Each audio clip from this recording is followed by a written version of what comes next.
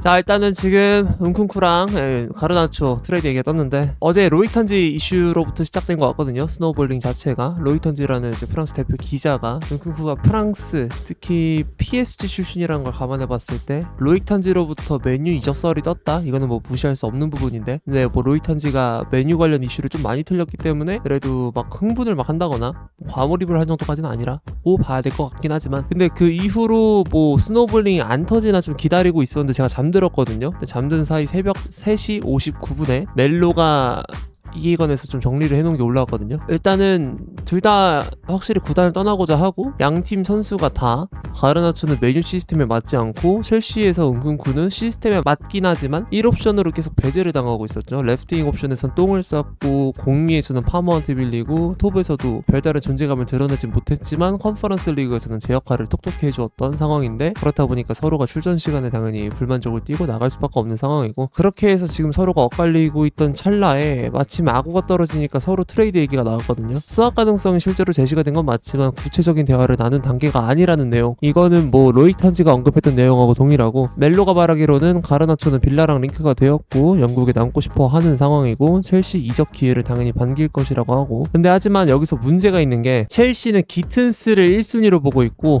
메뉴는 임대를 바라보고 있었다는 거, 그것 때문에 이제 딜이 많이 좀 진전이 안 되는 걸림돌이 되고 있거든요. 일단 첼시는 무드릭의 상황을 또 고려해보는 것도 있고, 마두에케 이적 가능성, 실제로 많은 구단들한테 수요가 있다 보니까 당연히 뭐 새로운 윙어 영입에 관해서 생각을 해볼 만한 부분인데, 그래서 이제 뭐 레프트윙 중에서 특히 기튼스나 가르나초 같은 그런 매물로 나올 수 있는 선수들을 계속 눈여겨보고 있거든요. 그렇게 해서 지금 이게 나오고 있는데, 근데 생각보다 이게 지금 일단 흐지부지가 됐다라는 분위기가 지배적이긴 하지만 이거를 무시할 수가 없긴 합니다. 아예 1월부터 계속 얘기가 나왔거든요. 둘 다 메뉴도 1월부터 은쿤쿠를 지속적으로 팔로우를 하고 적극적으로 건드려 보기도 했고, 그리고 첼시 같은 경우도 가르나초 그때 6천만 파운드 얘기 나왔음에도 불구하고 이거 빼올 수 없냐, 못 빼오냐, 뭐 이런 얘기도 하면서 계속 컨택을 해봤으나 끝내 이제 흐지부지가 됐던 상황이라, 그래서 이전에도 있었던 일들이라 가지고 그에 대한 연장선으로 해석을 해본다면은 이 이적 가능성에 관해서 현실성을 전혀 배제할 수는 없는 상황이긴 하지만, 아직까지는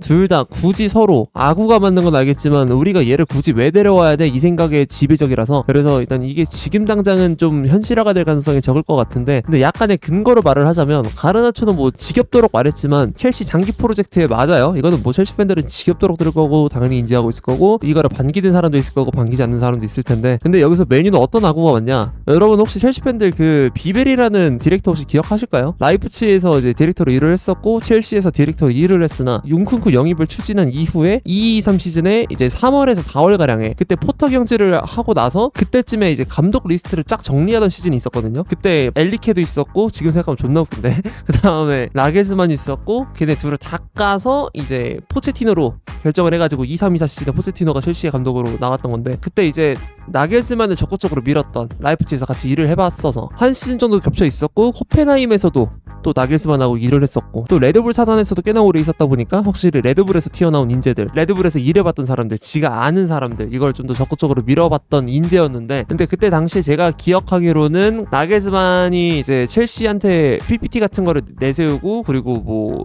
회담을 했을 거 아니야. 회담을 하던 과정에서 너무 무리한 요구 같은 걸 했기 때문에 그래갖고 얘기가 잘 안 됐는데, 근데 비벨이 억지로 계속 쳐미시는 바람에 그거 가지고 이 사람의 능력에 관해서 뭐 좀 자질이 의심된다고, 이건 모르겠다만 어쨌든 그런 식으로 해고가 됐거든요. 그렇게 해서 짐을 쌌던 비벨이 이제 24년에는 인재개발 디렉터라는 직책으로 메뉴에 취직을 한 상황인데, 그 사람이 지금 아마도 이걸 또 좀 추진하고 있지 않을까 싶은, 이게 약간의 근거라고 해야 되나? 왜냐면 막 갑자기 막 뜬금없는 선수가 링크가 났다라고 하기에는 뭐 내부에서 그런 이제 근거를 추론해 볼 수가 있는데, 거기서는 이제 비벨이 있을 것 같다, 은쿤쿠 관련해서 미는 형식이. 그리고 메뉴의 이적 계획 같은 경우에는 은베모랑 9번 공격수가 현재 우선이라고 해요. 볼란치 옵션이 우선이 더 맞긴 하겠지만 매물이 없어가지고 노리지 못하고 있는 상황이고, 그에 따른 변동사항으로 빠르게 판단을 바꿔서 9번하고 은베모를 노리고 있는데, 9번 공격수는 지금 봤을 때 뭐 요케레스는 전혀 진전이 없고 현실 가능성도 없어 보이고, 그 다음에 에키티케는 선수가 오고 싶어는 하지만 이적료가 1억 유로라는 미친 NFS, 미친 척합의가 박혀 있어가지고 못 데려오는 상황이고, 그래서 매물이 없는 상황에서 또다시 무한히를 접촉을 해봤으나, 이것도 사실 첼시도 유벤투스한테 그냥 밀리거든요. 왜냐면 지금 완전 영입에 관심이 있어 하는 팀이 유벤투스 말고 없고 첼시도 아직까지는 이게 임대인지 접촉 자체가 뭐 완전히적인지 이게 불확실해갖고 여기서 당연히 메뉴는 세 번째 서열일 수밖에 없는 상황인데 그렇다 보니까 이게 딱딱딱딱 내려와서 이제 와서 마테타를 쳐다보려고 해도 마테타는 재계약 직전이고 아직까지는 뭐 6월 7일 BBC 피셜 이외에는 뭐 큰 진전 없어 보이긴 하다만 무난하게 웬만해서는 재계약을 할 것 같거든요. 그래서 메뉴가 현실적으로 누릴 수 있는 스트라이크 옵션이 많이 사라지다 보니까 은쿤쿠까지 온 게 된 것 같은데 근데 은쿤쿠가 나는 왜 원톱 자원으로 보게 되냐면 보통 신체적인 장점이 특화돼 있거나 아니면 순정파 그러니까 진짜 클래식한 스트라이커 정통파 스트라이커가 아닌 이상 스위칭을 그만큼 더 가미시켜야 되거든요. 첼시에서 하베르츠가 그랬듯이 첼시에서 베르너가 그랬듯이 그런 식으로 이제 스위칭을 가미시켜야 이제 은쿤쿠라는 사람은 그 세팅에서 살아남을 수가 있는데 근데 메뉴의 시스템 자체가 지금 쿠냐, 은베모 두 명이 유사시의 9번 역할도 가능하고 2선의 역할을 주로 맡고 있는 선수라서 그래서 3톡 스위칭 형태를 은쿤쿠를 취함으로써 충분히 가져갈 수가 있어가지고 구조적으로 봤을 때는 맞긴 하지만 근데 이렇게 봤을 때 첼시도 왼쪽 터치라인에서 갇혀 있어도 존재감을 드러내는 윙어가 필요해가지고 가르나초도 이제 아구가 좀 맞긴 하지만 아까 말했다시피 차선책이고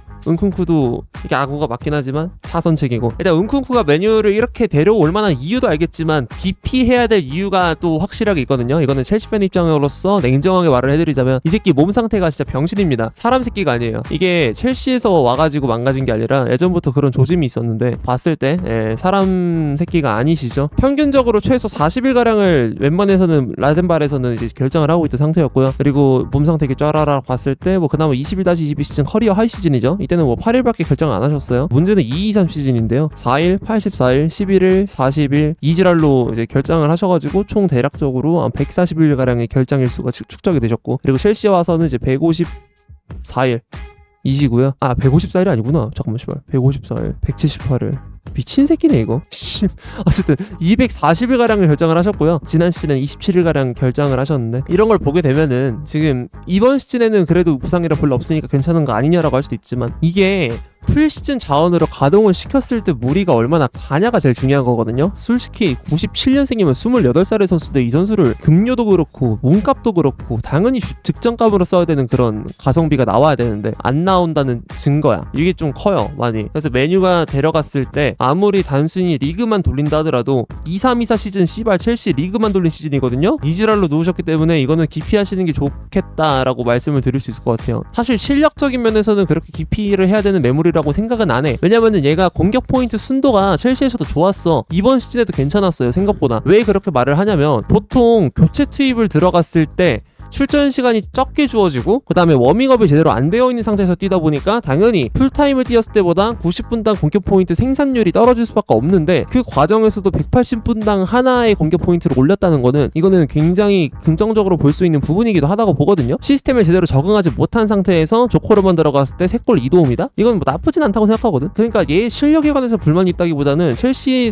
사람들은 얘 워크의식이랑 그다음에 몸 상태 이거 두 가지에 좀 불만이 가장 많은 거지. 폼도 박은 건 맞다만 공격수한테 가장 중요한 거는 공격 포인트 생산율이니까 그런 거 따져봤을 때 생각보다는 나쁘진 않아요. 일단 오히려 이 선수를 부정적으로 바라보는 시선에 관해서 뭐 실력을 부정적으로 바라보는 것도 나름 이해는 한다만 그것보다는 지랄난 몸 상태를 보시는 게 좀 더 잘 만든 시선이라고 보여지고요. 그 다음에 이제 첼시 쪽에 가르나초에 관해서 말을 해야 될 텐데 사실 가르나초 실력에 관해서는 뭐 가르나초 모해라는 밈 그 감스트님이 말씀하신 그런 밈도 유명하지만 가르나초의 행보가 요즘 많이 주목을 많이 받고 있죠. 얘도 사람 새끼 아닌 것 같은데 이런 면에서 가르나초의 인스타를 보면 좀 알 수가 있는데요. 어제 좀 사건이 터졌습니다. 아주 시끄러운 사건. 능동적 파브레가스를 해버렸어요. 능동적 파브레가스가 뭔 뜻이냐 혹시 이거 아실까요? 이거는 얘가 못 내키는 척 했다고 하지만 그래도 결과적으로 이 영상을 보면 이건 수동적이거든요. 이 라마시아 출신의 사람들이 라마시아 출신을 챙긴다고 이렇게 행태를 부린 거였는데 뭐 이것도 뭐 갑자기 레시포드가 가르나초 팔다리 다 잡고 친구들 불러갖고 강제로 입힌 걸 수도 있겠지만 그렇다고 하더라도 너무 정상적으로 입고 있고 그렇다고 하더라도 그냥 꽤나 즐거워 보이고 그렇다고 하더라도 이걸 인스타 피드에 지가 자체적으로 올리는 병신 새끼가 어디 있습니까? 이비자 휴가 가가지고 논다고 하더라도 관심법이나 좀 정치질 이런 걸로 봤을 때 그냥 얘가 레시포드랑 어울리는 것 자체가 별로 안 좋게 보일 수도 있는 상황인데 이에 더불어서 사진까지 찍고 이에 더불어서 지가 자체적으로 이 피드에다 올리고 이게 말이 됩니까? 이게 보니까 해외 트위터 올리는 팬 계정인가? 뭐 거기서 좀 올리신 것 같은데 자 일단은 사건 일지 보겠습니다. 2024년 4월 가르나초는 테나가 자신의 교체한 것에 대해서 비판하는 마크 골든브리지 트윗 2개에다가 좋아요를 눌렀고요. 감독을 까는 트위터에다가 공개적으로 자신의 의사를 표현했다는 뜻이고 24년 9월에는 테나를 비판한 호날두 관련 파브리지오 로마노 인스타그램 게시물에 좋아요를 눌렀습니다. 호날두가 발언한 건에 관해서 이제 호날두의 편을 든 거고요. 여기서 무한 숭배를 하는 모습이 보이고 그다음에 24년 12월에는 리산드로 마르티네스를 비판하는 인스타 게시물에 좋아요를 눌렀고요. 근데 리산드로 마르티네스는 대표팀 동료 아닌가? 네, 그리고 같은 달 맨시티전에는 징계 문제로 이내 명단에 제외가 됐던 사건이 있었고 25년 5월 이거 유명하죠. 유로파리그 결승전 패배 직후엔 아모린 선발 선택을 공개적으로 의문시하며 인터뷰에서 이적을 암시하면서 저격을 했고요. 그리고 25년 6월에는 레시포드 이름이 적힌 아스톤빌라 유니폼을 입은 사진이 인스타그램에 올려져서 논란을 유도했고 이제 단순히 비프로페셔널의 수준을 넘어섰다. 한두 번의 실수로 넘어갈 수 있지만 그는 바뀔 의지도 없다. 가능하나 빨리 파는 게 맞다. 라는 결론으로 이제 트윗을 마무리 지었는데 이런 걸로 봤을 때는 확실히 사람 새끼가 아닌 게 된 것 같습니다. 제가 사람을 잘못 봤네요. 워크슛이 좋은 줄 알았어요. 이 논란은 그냥 가끔 뭐 클릭 실수로 나왔다 생각해서는 아니거든. 가란초 그전까지 문제를 일으킨 적이 딱 없었다 생각했거든요. 이거는 뭐 그냥 호날두 좋아해서 한 건가? 어쨌든 뭐 이게 뭐 한 번 정도니까 나는 괜찮게 생각을 하고 있었는데 버거스는 또 연승 SNS 하지 말라고. 아마 이게 트레이드가 이루어지면은 메뉴가 완전 이적을 결심하게 되려면 임대를 노리는 저 스탠스를 봤을 땐 가격이 대충 둘이 트레이드를 돌린다고 보면은 은쿤쿠 플러스 1000만에서 2000만 파운드? 이 정도는 지불이 되어야 이게 아마 성사가 될 것 같거든요. 저는 웬만해서 거래가 따로 이루어진다 하더라도 그거는 장부 때문에 그렇게 하는 거지 사실상 트레이드지. 동시에 이적을 하면은 켈리먼하고 마테센도 그렇고 그거 사실상 트레이드인데 그냥 형식적으로만 트레이드가 아니라고 해놓은 거지 장부상 이득을 보기 때문에 그렇게 해놓은 거지 트레이드 맞아요. 그것도 트레이드는 보통 요즘 안 하죠. 장부 이득을 봐야 돼가지고. 일단은 이렇게 해서 만약에 가르나초랑 은쿤쿠를 트레이드를 했을 때 얻는 돈이 적으면 첼시가 이득이긴 하거든요. 왜냐면은 7살 어린애로 치환을 시키고 그 다음에 더 전술적인 프로필에 맞는 애를 데려오는 거라서. 근데 아직까지는 현실 가능성이 좀 적어 보이긴 해요. 양팀 다 적극성이 좀 의심이 돼가지고. 근데 이거를 아예 무시할 만한 이슈는 아니긴 해. 꽤나 합리적인 근거들을 토대로 나올 수 있는 이적 이슈예요. 그런 상황으로 보여. 나는 둘 다 차선책이라서 그렇게 적극적으로 나설 수 있는 상황이 아니야. 나설 수 있다기보단 나설 필요가 없는 상황이지. 정확히 나설 수야 있지. 그리고 하늘운동에서 유벤투스, 첼시, 잭슨 거래를 위한 첫 접촉이라고 하거든요. 상황 정리가 나와 있네. 세바스티안 베텔 이 친구 내 방송 보는 애인 것 같던데 일단 요약 감사하고요. 유벤투스는 무한이에게 5천만 유로 완전 이적 옵션이 있는 상황이고 현재 PSG와 재임대 플러스 완전 이적 조율 협상을 하고 있고 현재까지 나온 정보로는 완전 이적 옵션에 대한 가격 인하를 요청하고 있지만 PSG와 딜이 양측의 의견차로 멈춰있는 상황이라 잭슨으로 선회한 것으로 예상이 되고 있고 그렇다면 잭슨의 이적료로 유벤투스가 고려할 금액은 5천만 유로 이하의 가능성이 높다. 우선 무한이와 잭슨을 고려했을 때 이미 임대를 통해 검증을 마친 무한이를 주저하는 중이라면 잭슨에 대한 특별한 기대감이 없다면 이 영입은 무한이의 영입보다도 도박성이 강하다고 판단할 수가 있고 유벤투스는 대부분 이런 상황의 영입 작업에서 소극적인 스탠스를 취하는 경우가 많았음. 실리적인 거를 좀 더 취하는 현실적으로 보는 편이라는 거네. 이 딜이 성사가 된다면 잭슨의 가격은 4천만 유로 전후로 내려갈 수가 있으며 작성자의 생각으로는 첼시에서 잭슨의 기행은 충격적이지만 4천만 유로 수준으로 헐값을 정리할 자원이라고 판단하진 않음. 저도 이건 동의합니다. 4천만 유로까지는 아닌 것 같아요. 저는 5천만 유로 이상은 받아야 된다고 봅니다. 만약 트레이드 등의 과정이 더해지지 않는다면 유벤투스의 자금을 더 끌어낼 만한 매력이 있는 딜이 아니라고 느끼고 있고 이 딜이 성사될 가능성이 낮다고 평가 중임. 이것도 똑같네. 차선책이네. 아까 말했던 것처럼 메뉴랑 첼시의 스탠스처럼 유벤투스도 무한히 사오는 게 낫지. 5천만 유로까지 지불할 거면 굳이 이 도박성을 잭슨한테 기입할 필요가 없긴 하죠. 서로 그냥 어장관리만 존나 하고 있네. 일단은 이게 대거 이적이 생각보다 저는 스트라이커 쪽에서 많이 일어날 줄 알았는데 연쇄 이적? 오시멘이 사우디에 가게 된다면 나폴리가 그 현금을 쥐고 윙포워드를 사고 그 다음에 스트라이커 쪽을 또 메뉴가 적극적으로 노리고 이런 식의 연쇄 이적들 그런 것들이 좀 일어날 거라고 생각하긴 했는데 근데 운쿵쿠랑 가르나초랑 그리고 잭슨이랑 이런 애들이 여기에 껴있을 수 있다라는 그 가능성을 생각해 본 적도 없는데 뭐 현실성을 떠나서 일단 이 가능성이 있다는 게 좀 놀랍고요. 첼시나 메뉴나 지금 가장 중요한 파츠 톱하고 레프팅 제일 중요하거든요. 서로 이거 제대로 보강 안 되는 게 참 둘 다 낙관적으로 상황을 바라보기 좀 힘들 것 같아. 그죠? 첼시가 지금 기튼스 사오면 돼 라고 막 말을 하기에는 바이언이 기튼스를 흔들고 있어가지고 또 기튼스 그 새끼 가짜 순회인 거 들통나면서 아 첼시가 아니라 사실은 나는 바이언이 꿈의 구단이었고 바이언에 가는 건데 일생일대의 꿈이었고 뭐 이지랄 하실 수도 있어가지고 또 계획에 꼬일 수도 있는 위기긴 해서 참 좋지 않은 상황이긴 하네요. 둘 다.